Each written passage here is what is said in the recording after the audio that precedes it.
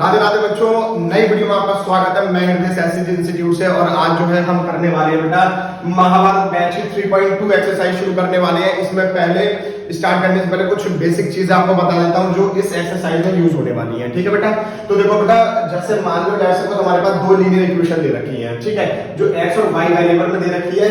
मान लो एक इक्वेशन हमारे पास ये है और एक इक्वेशन हमारे पास ये है।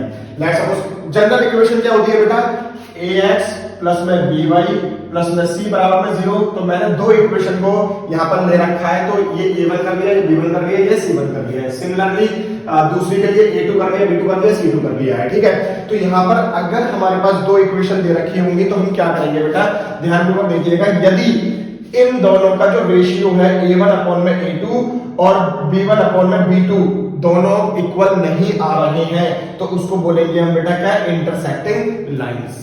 क्लियर हो गई? उनके जो सॉल्यूशन आ रहे होंगे बेटा कैसे आ रहे होंगे, एग्जैक्ट वन सॉल्यूशन आ रहा होगा जिसको हम यूनिक सॉल्यूशन भी बोलते हैं। एक चीज और याद रखना, क्वेश्चन आपका अगर आया तो यूनिक के नाम से भी आ सकता है, तो आपको पता होना चाहिए कि बेटा वो कौन सी लाइन होगी, इंटरसेक्टिंग लाइन होगी। और उसकी कंडीशन क्या होती है, a1 अपॉन में a2 not equal to b1 upon में b2। दिस इज क्लियर और नॉट? चलिए बेटा सेकंड की तरफ पढ़ते हैं। यदि a1 अपॉन में a2 is equals to b1 upon में b2 is equals to c1 upon में c2, अगर ये कंडीशन हमारे पास दे रखी है तो वो होती है बेटा कोइंसिडेंट लाइन। और उनके जो सॉल्यूशन होते हैं वो होते हैं बेटा इनफाइनाइटली मैनी सॉल्यूशन। कई सारे सॉल्यूशन निकाल सकते हैं इसके।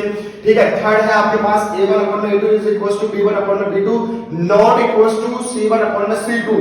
तो ये हमारी जो लाइन होती है बेटा वो होगी क्या, पैरेलल लाइन, और इसका कोई भी सॉल्यूशन नहीं निकल के आता है। ठीक है बेटा, ये तीनों चीजें आपको बहुत अच्छे से क्लियर हो गई होंगी, और नहीं हुई है तो बेटा वीडियो पॉज करके आप इसको अच्छे से देख सकते हो। नाउ अगर हम बात करते हैं बेटा कि अगर कोई भी लाइन हमारे पास इंटरसेक्टिंग है तो क्या कंडीशन बनती है बेटा, a1 अपॉन में a2 not equal to b1 upon में b2। तो हम डायरेक्ट लिख सकते हैं।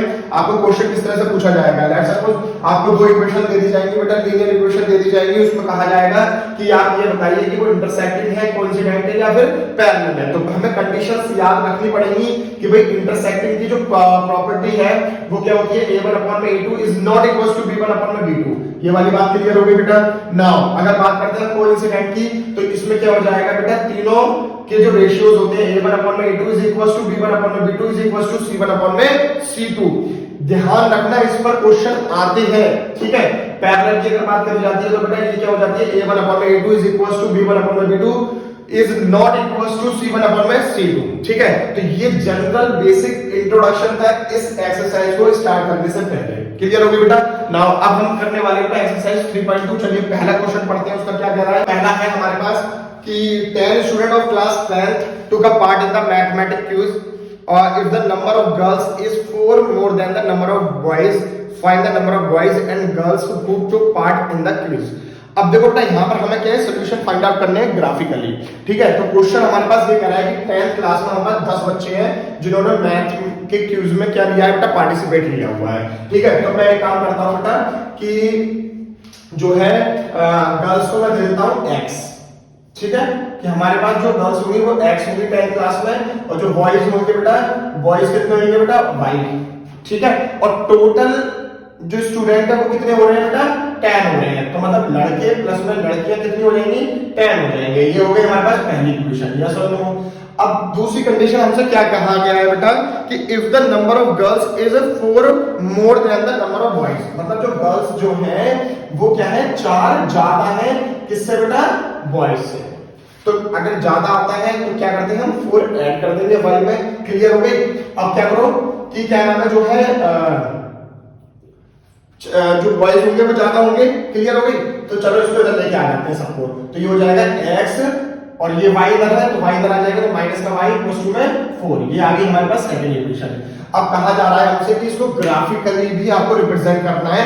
तो देखो हमारे पास दो इक्वेशन दे रखी है, तो इनको हम ग्राफिकली किस तरह से रिप्रेजेंट कर सकते हैं बेटा, आप इसका सॉल्यूशन निकाल लो, इसका सॉल्यूशन निकाल लो। हमने पिछली बार का जो इससे पहली वाली जो वीडियो थी उसमें भी हमने डिस्कस किया था कि हम कैसे निकालते हैं। चलो मैं बता देता हूं आप लोगों को। यदि मैं अगर पहली इक्वेशन की बात कर रहा हूं तो फ्रॉम इक्वेशन नंबर 1 तो क्या है, x प्लस में y इक्वल्स टू में 10। ये आप एक काम करो, इसमें से किसी एक की वैल्यू निकालो, तो x equals to 10 minus y हो जाएगा, यस और नो। तो अब क्या कर रहे हैं हम कि इफ y बराबर में अगर मैं 0 रख रहा हूं तो x की वैल्यू कितनी आ रही है बेटा, 10 माइनस 0 कितना होता है, 10 ही होता है। तो वैल्यू tan i और y की वैल्यू कितनी है 0, तो आपके कोऑर्डिनेट हो जाएंगे 0, tan, 0। क्लियर हो गई यानी बात। नाउ अब आप क्या करो, इफ y इक्वल्स टू में रख दो 2, ठीक है, तो x की वैल्यू कितनी आ जाएगी बेटा, tan माइनस 2 कितना हो जाएगा 8 हो जाएगा, ठीक है, तो कोऑर्डिनेट आ जाएंगे 8 में 2। ये वाली बात क्लियर हो गई। तो अगर मैं टेबल बनाना चाहूंगा तो बेटा कैसे बनेगी, x और y, ठीक है, तो ये x होता है, ये y होता है, ये x होता है, ये y होता है। तो x अगर 10 था तो वो 0 आई थी, अगर x 8 था तो y की वैल्यू 2 आई थी। तो ये आ गई हमारे पास पहली इक्वेशन से। क्लियर हो गई अच्छे से। Now in case of second equation, यहां पे लिख लेंगे बेटा कि फ्रॉम इक्वेशन नंबर सेकंड। तो सेकंड इक्वेशन से क्या होगा बेटा, सेकंड हमने इसमें बना रखा है तो ऐसे बनाएंगे। तो x minus y equal to में 4, आप क्या करो किसी एक की वैल्यू निकाल दो, तो 4 ये माइनस का मतलब जाकर प्लस का हो जाएगा, यस और no. If y equal to, यदि आप 0 रख रहे हो बेटा तो x की वैल्यू कितनी आ जाएगी, 4 प्लस 0 4 ही होता है, ठीक है, तो यहां पर जो वैल्यू आ जाएगा कोऑर्डिनेट आ जाएंगे 4, 0 आ जाएंगे। यदि आप y इक्वल टू में क्या रख रहे हो बेटा 2 रख रहे हो, तो 4 प्लस में 2 कितना होता है बेटा 6, तो x की वैल्यू कितनी आ रही है बेटा 6 आ रही है, तो ये हो जाएगा 6 में 2। यदि अगर मैं इसकी टेबल की बात करूं तो बेटा ये कैसे बन जाएगी, x और y, तो x ये x है, ये y है, ये x है, ये y है। x की वैल्यू 4 थी तो y की वैल्यू 0 थी, x की वैल्यू 6 थी तो y की वैल्यू 2 थी। अगर मैं ग्राफ की बात करूं तो बेटा पहले मैं ये वाली इक्वेशन का ग्राफ बनाता हूं और उसी में ही हम क्या करेंगे बेटा सिमिलरली दूसरी इक्वेशन का भी ग्राफ पुट कर देंगे, ठीक है। ये x होता है, ये y होता है, देखो इन दोनों में कोई भी वैल्यू नेगेटिव नहीं आ रही है ना, ठीक है, तो हमें इधर लेने की जरूरत नहीं है, इधर लेने की जरूरत नहीं है, हम इधर लेंगे। x में देखो बेटा कितनी मैक्सिमम है, x में बेटा 10 मैक्सिमम है इधर, ठीक है, तो 10 मैक्सिमम ले लेंगे। 2 का डिफरेंस देखो 2 4 6 8 और 10। क्लियर हो गई। y में आप चलो बेटा 0 2 0 2, मतलब आप क्या करो यहां पर सीधे 1 और 2 इस तरह से ले लो, कोई दिक्कत नहीं है, ठीक है। अब देखो बेटा बात चल रही है हमारी पहली वाली इक्वेशन की, तो tan 0 है, x पे तो हम 10 चले, x पे हम 10 चल गए और y पे हम चले ही नहीं, तो यहां पर ये कोऑर्डिनेट जो आएगा बेटा वो आएगा हमारे पास tan में 0। अगला देखो x पे हम 8 चले और y पे कितना चले, हम 2 चले, तो x पे हम 8 चले और y पे कितना चले बेटा हम कहीं यहां कहीं आ रहा होगा, ठीक है, तो कितना हो जाएगा कोऑर्डिनेट 8 में 2। तो जब आप देखोगे तो ये जो है एक स्ट्रेट लाइन आ रही होगी और इस स्ट्रेट लाइन के ऊपर आप क्या लिखोगे बेटा x प्लस में y इज इक्वल टू में 10। तो ग्राफिकल रिप्रेजेंटेशन हो रहा है। बात करते हैं बेटा सेकंड इक्वेशन की, तो x पे हम 4 चले और y पे हम चले ही नहीं, तो ये आ जाएगा हमारे पास 4 में 0, ये वाला कोऑर्डिनेट, ठीक है बेटा, यहां पर लिख दिया मैंने ऐसे, ठीक है। चलिए नाउ दूसरा क्या है 6 में 2, तो x पे हम 6 चले और इस पे हम कितना चले बेटा 2 चले, तो ये यहां कहीं आ रही होगी। क्लियर हो रही है यानी बात। तो जब ये यहां कहीं आ रही होगी तो आप देख रहे होंगे जब इसको आप ऐसा करके लेके जाओगे तो ये क्या होगी बेटा इंटरसेक्ट हो रही होगी। तो इस वाली इक्वेशन पे क्या लिख दोगे आप, इस वाली लाइन पे कौन सी वाली इक्वेशन लिख दोगे, सेकंड वाली, क्या है x माइनस में y इज इक्वल टू में 4।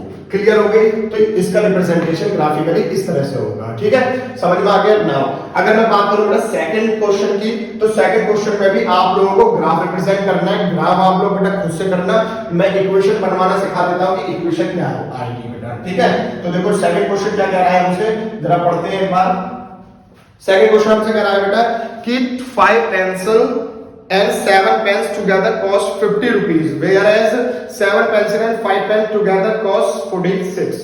Find the cost of the pencil and that of 1 pen. Clear है। तो एक काम मैं ये करता हूं बेटा सेकंड क्वेश्चन में कि कॉस्ट ऑफ पेंसिल जो है मैं ले लेता हूं x। क्लियर हो गई। और कॉस्ट ऑफ पेन कितनी हो जाएगी बेटा y कर लेता हूं लेट, ठीक है। तो ये हो गई y।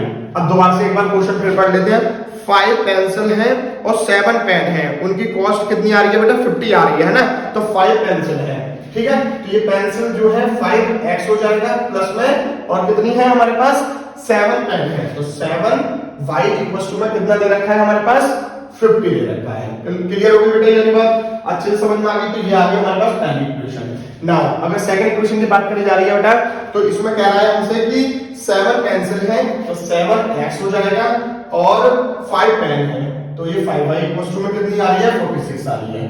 तो जैसे हमने इस वाले क्वेश्चन में किया था बिल्कुल वैसे ही सिमिलरली इसी में ही करना है। आपको क्या करना है, किसी एक चीज की वैल्यू फाइंड निकाल लेनी है और y की वैल्यू पुट करते चले जाओगे, फिर उस तरह से ये आपको टेबल बन जाएगी और ग्राफ को रिप्रेजेंट करना है। तो एक काम मैं ये कर देता हूं आपका छोटा सा कि इसमें से किसी पहली इक्वेशन में से वैल्यूज निकाल के दे देता हूं आपको। तो फ्रॉम इक्वेशन नंबर 1 तो क्या है 5x, अब इसको मैं इधर लेके चला जा रहा हूं, ठीक है बेटा। तो 50 माइनस में 7y, यस और नो, x की वैल्यू निकाल रहे हैं तो x इक्वल टू हो जाएगा 50 माइनस 7y अपॉन में ये मल्टीप्लाई में नीचे आके डिवाइड हो जाएगा।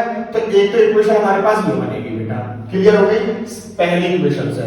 नाउ अगर मैं सेकंड की बात करूं तो क्या हो जाएगा बेटा 7x is equal to 46 minus में 5y, तो x की वैल्यू कितनी आ जाएगी 46 माइनस में 5y अपॉन में ये नीचे आ जाएगा तो 7, ये मान लो हैशटैग वाली इक्वेशन हो गई। तो इसको अलग सॉल्व करना है आपको, इसकी अलग टेबल बनानी है। टेबल बनाने के बाद आपको ग्राफ में रिप्रेजेंट कर देना है, आंसर आ जाएगा बेटा, ठीक है। तो अब हम जो है क्वेश्चन नंबर 2 की तरफ बढ़ते हैं। तो बेटा हमारे पास क्वेश्चन नंबर 2 का पहला आपके पास ये दे रखा है, तो मैंने यहाँ पर पहले से ही लिख दिया है कि बेटा इंटरसेक्शन की कंडीशन ये होती है, कोइंसिडेंस की ये होती है, पैरेलल की ये वाली कंडीशन होती है। क्लियर हो गई बेटा। अब हम क्या करेंगे बेटा, इसको कंपेयर करेंगे ax bx by प्लस में c बराबर में 0, ठीक है। तो ये दो इक्वेशन दे रखी है, वही वाली बात आ गई बेटा a1 b1 c1 और a2x प्लस में b2y प्लस में c2 बराबर में 0। तो यहां से आप लोग इनके कोफिशिएंट क्या कर सकते हो, कंपेयर कर सकते हो। तो a1 की जो वैल्यू आ जाएगी वो कितनी आ जाएगी बेटा, a1 की वैल्यू कितनी आ जाएगी 5 आ जाएगी यहां पर, और जो है b1 की वैल्यू कितनी आ जाएगी -4 आ जाएगी, ठीक है। और C1 की जो वैल्यू आ जाएगी वो क्या आ जाएगी 8 आ जाएगी। A2 की वैल्यू कितनी आ जाएगी बेटा 7 आ जाएगी। B2 की वैल्यू कितनी आ जाएगी 6 आ जाएगी। और C2 की वैल्यू कितनी आ जाएगी -9। चलिए बेटा करते हैं A1 अपॉन में A2, ठीक है। तो A1 अपॉन में A2, और चलो एक काम कर देते हैं, सबको ऐसे रख लेते हैं। तो 5 अपॉन में 7 और -4 अपॉन में 6। तो देखो बेटा ये दोनों इक्वल है या नहीं है, ठीक है, नहीं होंगे। तो ये वाली इक्वेशन आ जाएगी। अब देखो ये किस में फिट हो रही है बेटा, पहली वाली में ही हो रही है। तो ये जो दोनों लीनियर इक्वेशन होंगी वो क्या होंगी बेटा, इंटरसेक्टिंग होंगी। क्लियर हो गई वाली बात। तो आप डायरेक्ट यहाँ पर ये लिख सकते हो। क्लियर हो गई है। आप आगे चेक नहीं करोगे, पहला और दूसरा चेक कर लोगे तो आपको पता चल जाएगा। बात चल रही है सेकंड की, तो यहाँ पर क्या हो जाएगा 9 अपॉन में 18 इज इक्वल टू 3 अपॉन में 6 इज इक्वल टू 12 अपॉन में 24। आप एक काम करो, पहले ऐसे करके लिख लो, ठीक है। सबके कोएफिशिएंट मैंने पहले से ही कंपेयर कर दिए। तो 9 1 जा 9, 9 2 जा 18, 3 1 जा 3 2 जा 12 1 जा 12 2 जा। तो देखो बेटा 1/2 1/2 1/2। तो देखो बेटा तीनों इक्वल हो रही है, कौन सी कंडीशन है इनमें से, कोइंसिडेंस। तो इसका जो है क्या आ जाएगा बेटा, कौन सी लाइन होगी, ये कोइंसिडेंट होगी। अगर बात में करूं बेटा थर्ड पार्ट की, तो थर्ड पार्ट जो है मेरे पास दे रखा है 6x माइनस में 3y प्लस में 10 बराबर में 0, ठीक है। 2x माइनस में y प्लस में 9 इज इक्वल टू में 0। चलिए इसको कंपेयर करते हैं। तो ये हो जाएगा 6 अपॉन में 2 और माइनस का 3 अपॉन में माइनस का 1, ठीक है। चलो और यहाँ पे भी कर सकते हो आप 10 अपॉन में 9, माइनस से माइनस कैंसिल, 2 1 जा और 2 3 जा। देखो 3 अपॉन में 1, 3 अपॉन में 1 तो आ रहा है, लेकिन ये सी वाला जो पार्ट है वो इक्वल नहीं हो रहा है। तो ये वाली कंडीशन बन रही है, ठीक है। तो ये जो लाइन जो हो जाएगी वो कैसे हो जाएगी बेटा, पैरेलल हो जाएगी। सेकंड क्वेश्चन बहुत अच्छे से समझ में आ गया तीनों पार्ट। नहीं आए तो कमेंट सेक्शन में बताओ बेटा जल्दी से, और जो है शॉर्ट वीडियो बनाएंगे, उतार लो बेटा, आप उतार सकते हो।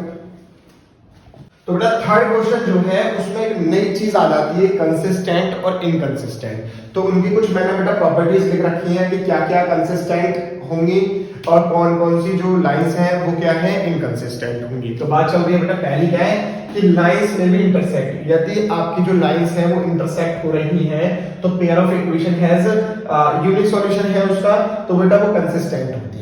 ये आपको याद रखना पड़ेगा। क्लियर हो गई है।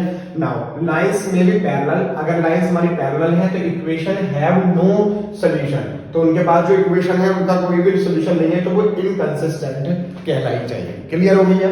नाउ थर्ड कंडीशन क्या है, लाइंस में भी coincident equation have infinite many solution, तो वो कंसिस्टेंट कहलाई जाएंगे। क्लियर हो गई है। तो अगर बेटा मैं बात कर रहा हूँ, ये वाला मेरे पास जो है पेयर दे रखा है इक्वेशंस का, तो इसको अगर मैं करता हूँ तो ये क्या हो जाएगा 3 अपॉन में 2 और 2 अपॉन में माइनस का 3 और जब इसको इधर लेके आएंगे, इसको इधर लेके आएंगे, तो ये क्या हो जाएगा बेटा, माइनस का 5 और माइनस का 7। ठीक है, तो देखो पहले तो आप ये दोनों इक्वल है या नहीं है, ये इक्वेशन जो है इक्वेशन जो है इक्वल नहीं हो रही है। तो अगर इक्वल नहीं हो रही है तो बेटा कौन सी कंडीशन बनेगी हमारी, इंटरसेक्टिंग। ठीक है, तो ये इंटरसेक्टिंग बन रही है लाइन कौन सी हो रही है बेटा, इंटरसेक्टिंग हो रही है। तो देखो बेटा इंटरसेक्टिंग आपको अगर देख पा रहे होगे तो कहां पर है बेटा, पहली वाली है। तो ये जो है इक्वेशन जो है वो कौन सी हो जाएगी, कंसिस्टेंट हो जाएगी। क्लियर हो रही है ये वाली बात अच्छे से।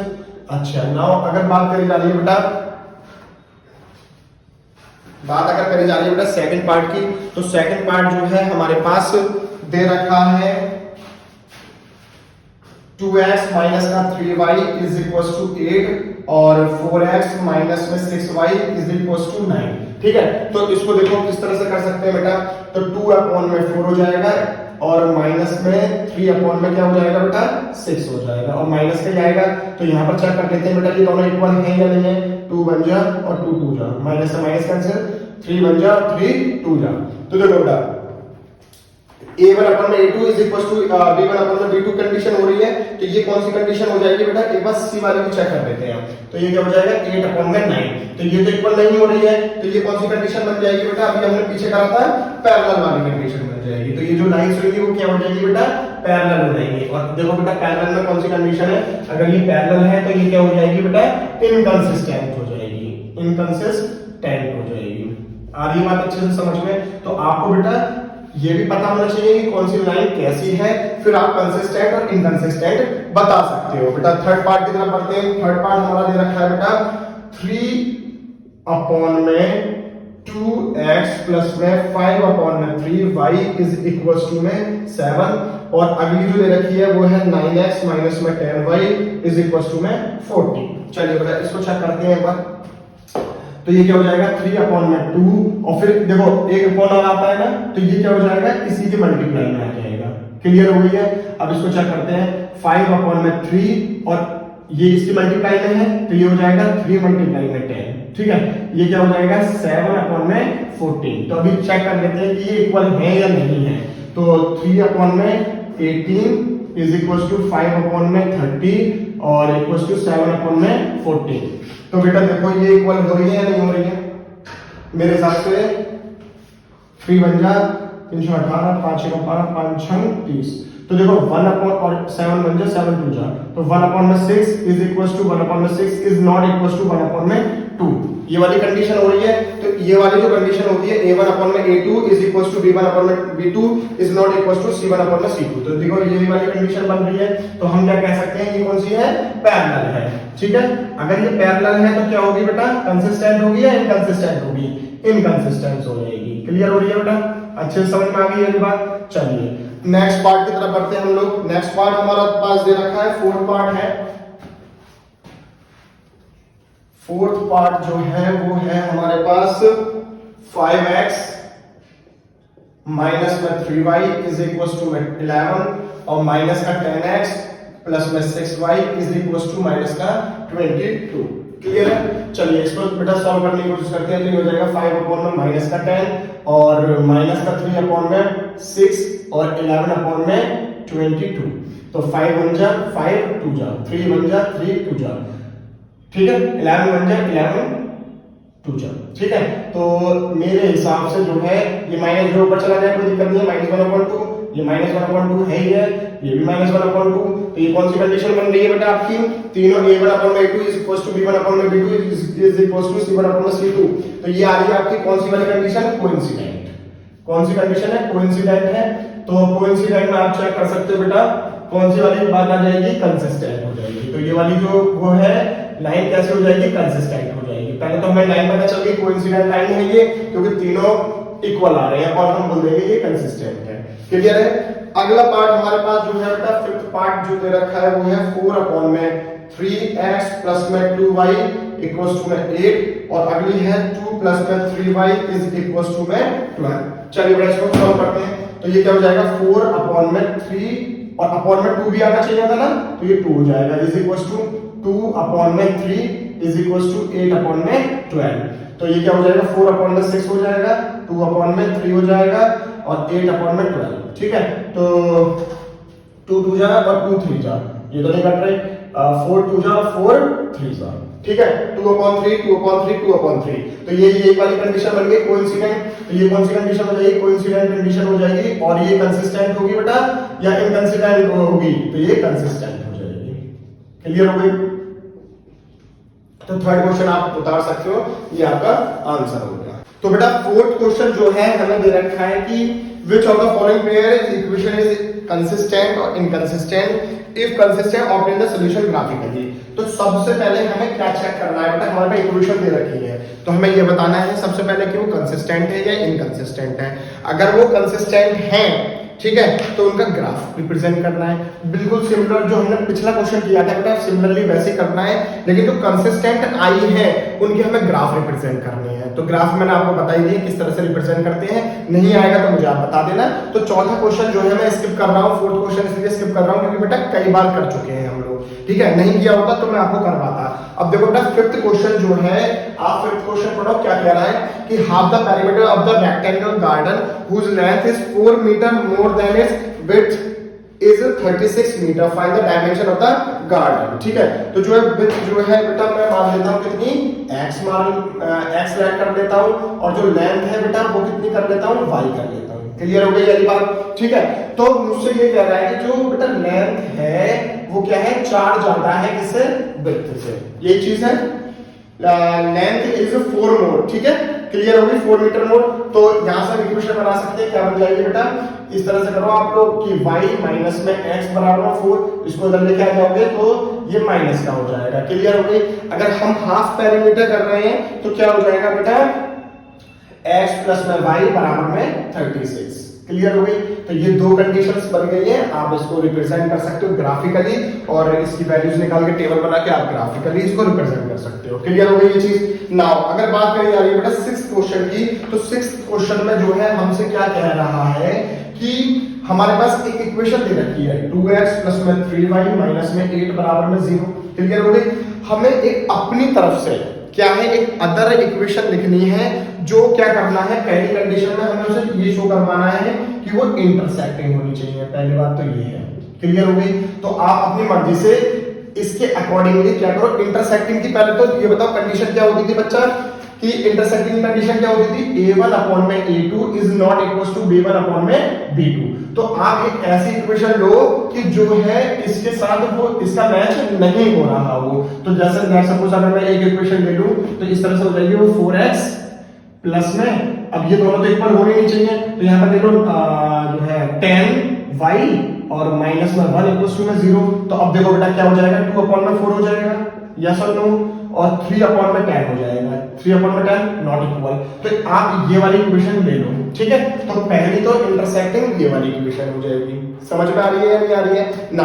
अब वो हमसे कह रहा है सेकंड पार्ट में कि बेटा अब मुझे क्या करना है कि पैरेलल शो करानी है। तो पैरेलल के लिए मुझे दूसरी इक्वेशन लेनी पड़ेगी, और जल्दी से बता दो बेटा पैरेलल की कंडीशन क्या होती थी, a1 अपॉन में a2 is equal to b1 upon में b2 is not equal to c1 upon में c2। ठीक है, तो मुझे क्या करना है, यही सिमिलर इक्वेशन जो है 2x प्लस में 3y प्लस माइनस में 8 बराबर में 0, तो ये वाले तो मुझे इक्वल शो करने हैं। तो आप इस तरह से ले सकते हो 4x, देखो सबसे अच्छा तरीका मैं बता देता हूं, ये दोनों इक्वल करने हैं तो आप इसका दुगना कर दो, इसका दुगना कर दो, तो ये हो जाएगा 6y। ये दोनों इक्वल हो गए, यस और नो। अब इसका इक्वल मत करना, क्यों, क्योंकि ये नॉट इक्वल दिखाना है। तो यहां पर ले लो आप -10 बराबर में 0 ले लो, तो देखो क्या आ जाएगा बेटा, 2 अपॉन में 4 इज इक्वल टू 3 अपॉन में 6, और ये क्या हो जाएगा -8 अपॉन में माइनस का 10। देखो 2 बन जा 2 2 जा, 3 बन जा 3 2 जा। अब ये तो नहीं कट रहे, 1/2 तो आएगा ही नहीं, तो ये क्या हो जाएगा, इसको काट लो, 2 4 जा और 2 5 जा, माइनस से माइनस कैंसिल हो जाएगा, तो 1/2 is equal to 1/2 not equal to 4/5।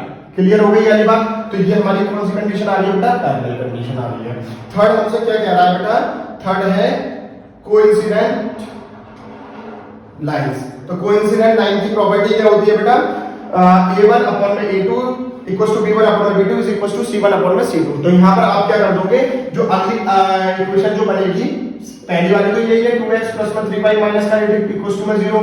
तो कोइंसिडेंट के लिए इसको इक्वल दिखाना है, तीनों रेशियोज को इक्वल दिखाना है। तो ये क्या हो जाएगा 4x प्लस में 6y और माइनस में आप एक काम करो 8 दूनी 16 ये कर लो। तो देखो 2/4 is equal to 3/6 is equal to -8/में माइनस का 16 1/2 हो गया 1/2 हो गया माइनस से माइनस करके 8 बन जाए 8 हो गया 1/2 1/2 1/2। तो यानी कोइंसिडेंट लाइन। क्लियर हो गई? 6 क्वेश्चन बहुत अच्छे से समझ में आ गया। नाउ अगर बढ़ते हैं बेटा 7th क्वेश्चन की तरफ। तो 7th क्वेश्चन में तो आप बेटा पहली बात तो टिक लगा दो, क्वेश्चन आया हुआ है बोर्ड में, सीबीएसई में क्वेश्चन आया हुआ है, बहुत इंपॉर्टेंट है। तो देखो बेटा किस तरह से करेंगे। 7th क्वेश्चन सारे बच्चे पढ़ रहे होंगे अपने अपने नोटबुक में। क्या कह रहा है कि draw the graph of equation. हमारे पास इक्वेशन दे रखी है x माइनस वाई प्लस में 1 इक्वल टू में 0 और दूसरी इक्वेशन है 3x प्लस में 2y माइनस में 12 इक्वल टू में 0। तो हमें जो है बेटा फाइंड आउट क्या करना है कि एक ट्रायंगल फॉर्म हो रहा होगा इन दोनों इक्वेशन से। क्लियर हो गई? और उसका हमें एरिया भी फाइंड आउट करना है। क्लियर हो गई? डिटरमाइन द कोऑर्डिनेट निकालने हैं, बस कोऑर्डिनेट बताने हैं इसके। ठीक है, चलो देखते हैं बेटा तो किस तरह से सॉल्व करेंगे। इससे आप क्या करो x इज इक्वल टू ये माइनस का 1 हो जाएगा और ये उधर जाएगा तो प्लस का 1 हो जाएगा। ठीक है, तो यहाँ पर पहले इसके कोऑर्डिनेट निकाल लीजिए टेबल की फॉर्म में।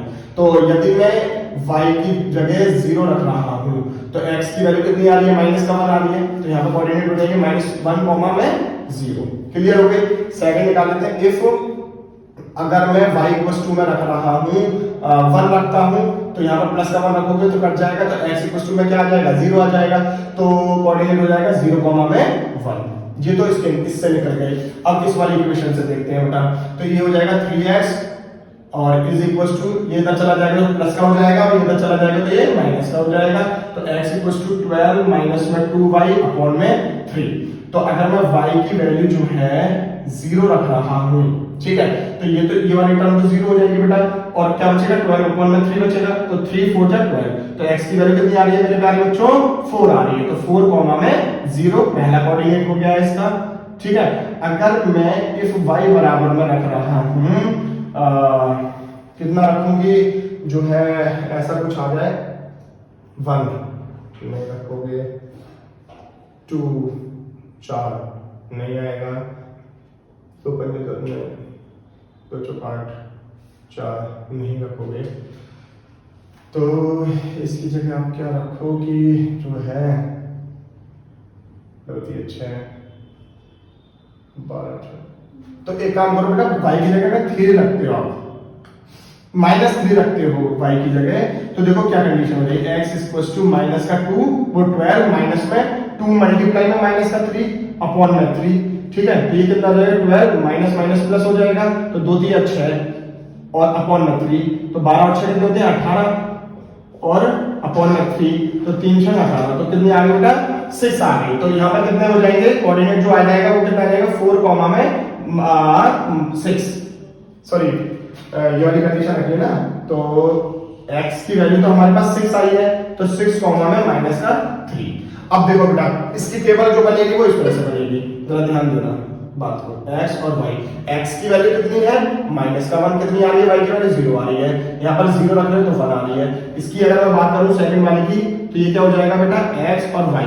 तो x की वैल्यू 4 थी तो 0 हो गई, यहाँ पर 6 थी तो माइनस का 3 हो गई। ठीक है, इन दोनों को आप ग्राफिकली रिप्रेजेंट कर दो और जो कोऑर्डिनेट आ रहे होंगे जहां पर वो कट रहे होंगे वो उनके वर्टिसेस हो जाएंगे। तो आपकी बेटा 3.3 थी ये आपका सॉरी 3.2 थी ये आपकी कंप्लीट हो गई है। अगर वीडियो आपको अच्छे से समझ में आ गई हो तो मुझे जो है सॉरी अगर वीडियो आपको अच्छी लगी हो तो लाइक करें, कमेंट करें, शेयर करें अपने फ्रेंड्स के साथ और चैनल को सब्सक्राइब कर लें। राधे राधे।